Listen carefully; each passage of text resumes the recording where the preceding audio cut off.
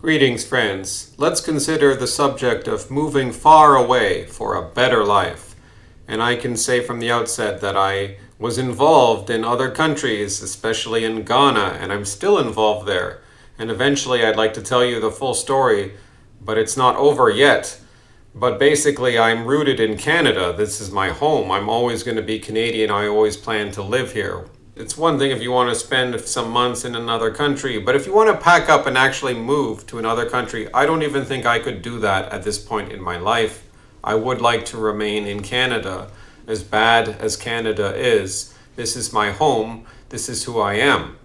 But let's consider at least within North America. Maybe you want to move around North America. Things are better in certain other places than others. Certain states are better. Certain provinces might be better in terms of economic freedoms, less diversity, better schools, safer neighborhoods, more open spaces and greenery, less taxes, more opportunities for small businesses, while the cities become increasingly decrepit and dangerous. There are obviously always good arguments to leave where you are, and sometimes you should listen to those arguments. Sometimes that's the right thing to do. You have to get out. Whites had to flee to the suburbs in the mid-20th century.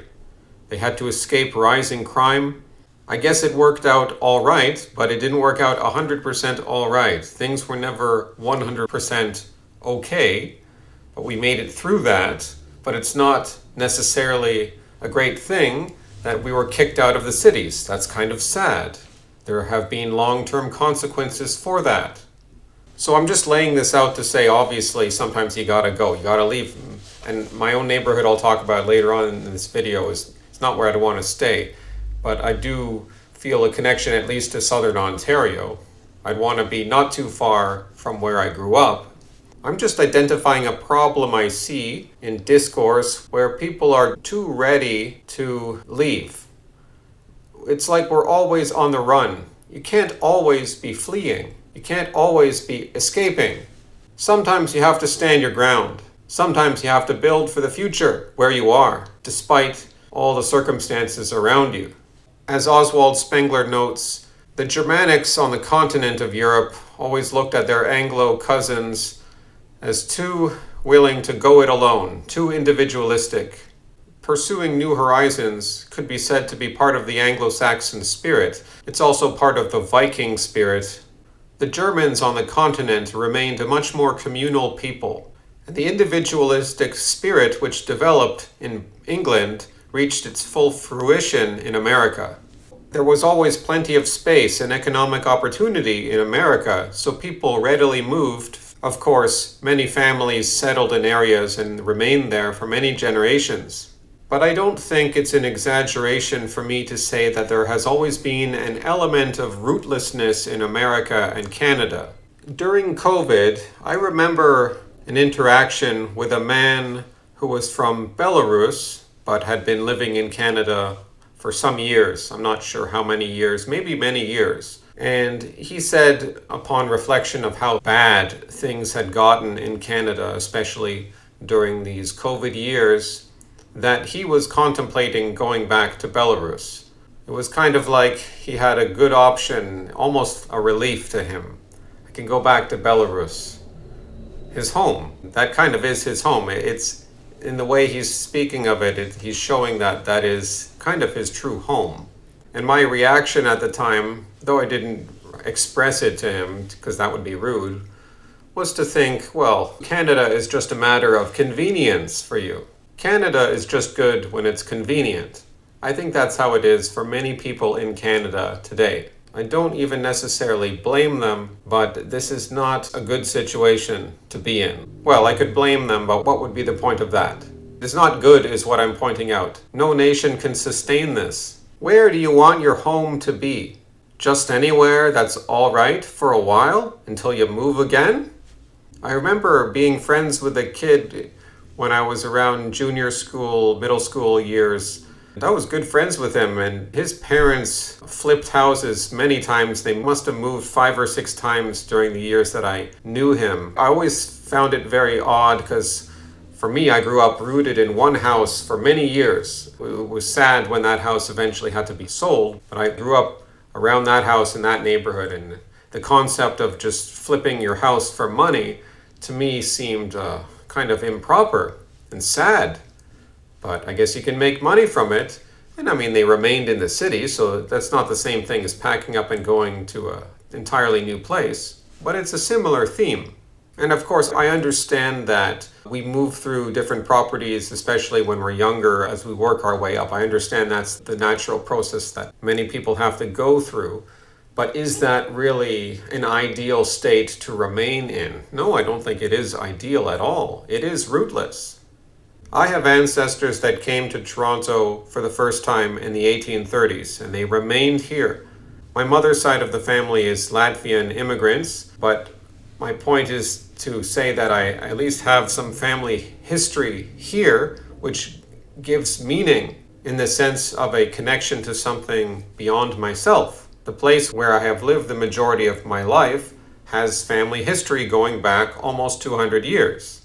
And I understand our ancestors moved here from another place, but they settled down, and they often moved in large groups of multiple families, maybe even small communities, you might say. I think that's how it was with the Puritans.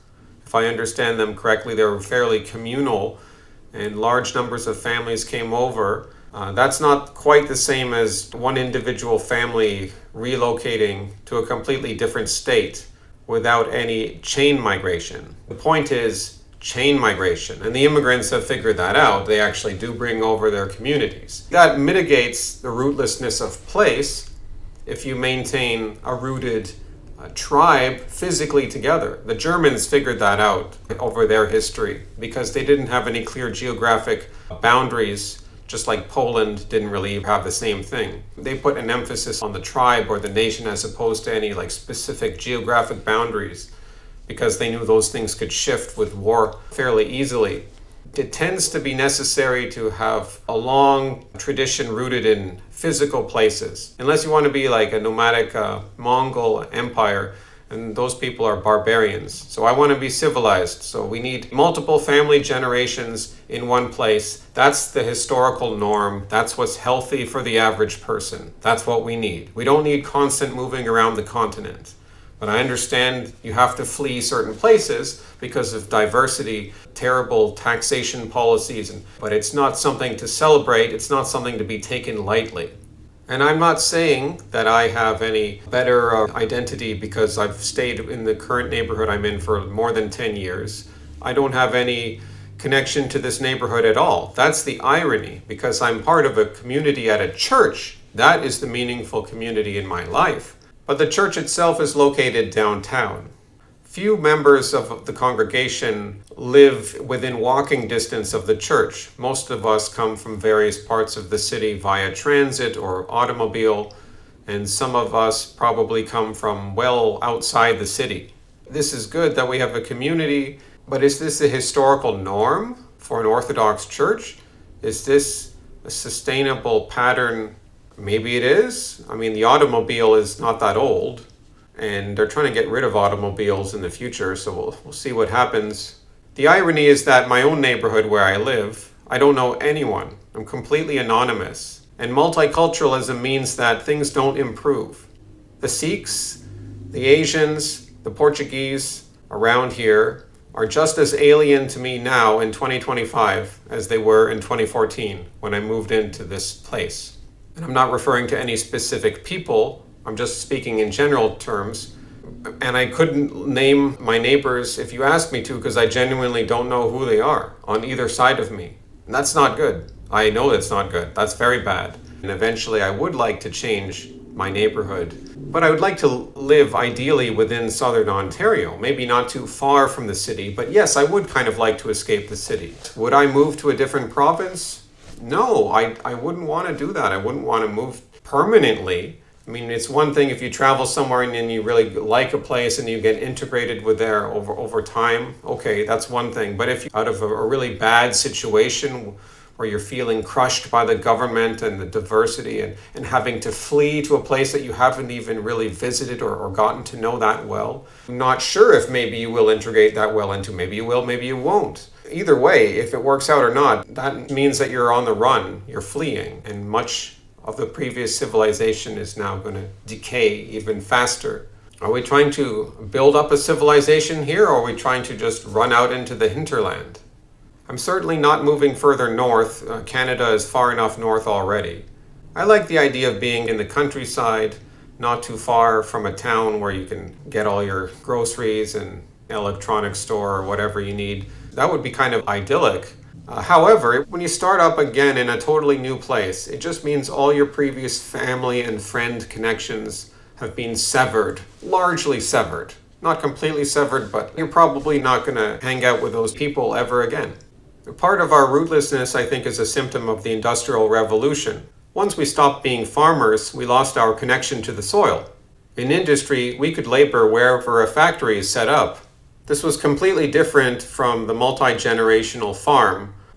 Nowadays, cities are menacing and depressing, but in the year 1900, in North America, cities were places of civilization, among the best places in the country, apart from the fact they did have outbreaks of cholera. So yes, there were certain problems with cities at that time, of course, but culturally and in terms of wealth and generally services, the cities at that time were a good place, and rural folk who went to the cities in those days put on their best clothes when they got on the trolley cars, taking them into town. They put on their best suits just for the fact of going into a region. So why am I bringing up cities? Because we cannot flee from all cities. Some of us have to remain in the cities. We can't all abandon the cities, and we can't abandon every city. Now, obviously, many cities are completely lost. Some cities are so demonic and just it's terrible. Get out of them, of course. But we cannot flee from every city. If our side is going to survive and be victorious, we need to have cities. Cities are the driving engines of a civilization. We need to strive to retake and reestablish and rebuild prominent cities on our side, just like we need our own elites and institutions which we control. Hasta luego, amigos.